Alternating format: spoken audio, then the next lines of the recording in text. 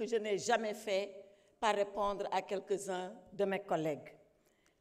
Je le dis parce que dans cet hémicycle, nous avons toujours eu des débats civilisés, des débats de très haute facture.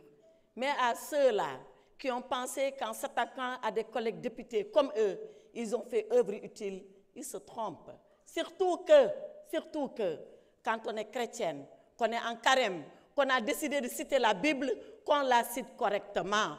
La Bible dit, et exactement elle dit, que ce sont les derniers qui seront les premiers, et pas que les premiers seront les derniers. À ceux-là qui ont dit qu'ils ont un maquillage, un démaquillant, ce démaquillant, il est sale.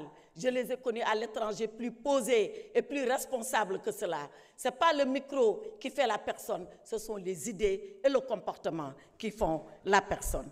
Cela dit, Monsieur le Président, parlons de la loi. Parlons de la loi et parlons des deux lois.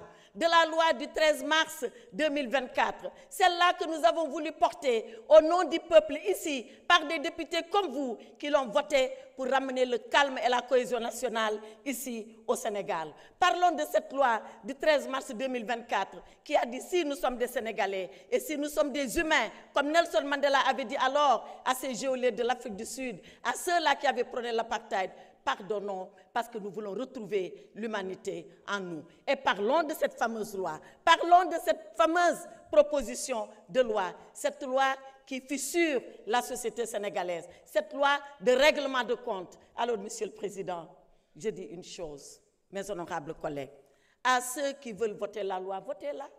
Mais je rappelle que ceux-là qui voulaient l'abroger étaient là, à ce pupitre.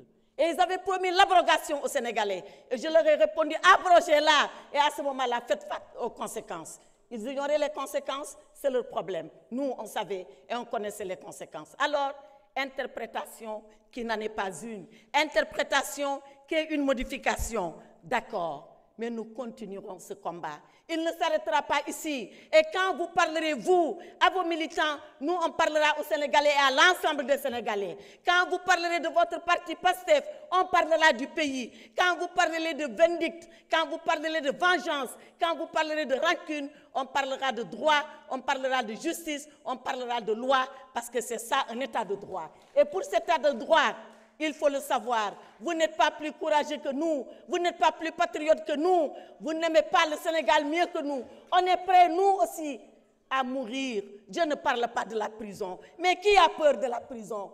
La prison, il y a 3 personnes qui n'iront jamais en prison. C'est le chien, excusez-moi du terme, à qui on préfère jeter la pierre quand il vous mord. C'est le lâche qui a fui avant la prison. Et c'est celui qui est dément et qui est inconscient. Alors, chez nous, il n'y a ni chien, il n'y a ni lâche, il n'y a que des courageux. Et quand il s'agira de mourir pour le Sénégal, on est prêt à mourir pour le Sénégal.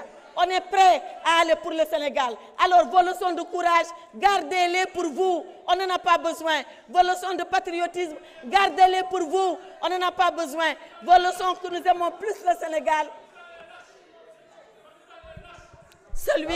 Babacar, s'il vous plaît, Babacar Ndiaye, vous n'avez pas droit à la parole. Arrêtez. La lâcheté, c'est quand on a le privilège de parler de quelqu'un qui n'est pas là et qu'on se met à dire des choses qu'on n'oserait pas dire devant lui. Babacar, voilà si vous insistez, je vous évacue. Alors, je prends le peuple sénégalais à témoin. Arrêtez.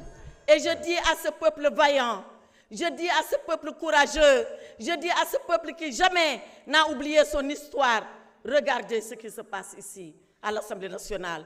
Et demain, l'histoire le notera. Demain, surtout, la vérité éclatera. Faites ce que vous avez à faire. On continuera de faire, nous, ce que nous avons à faire.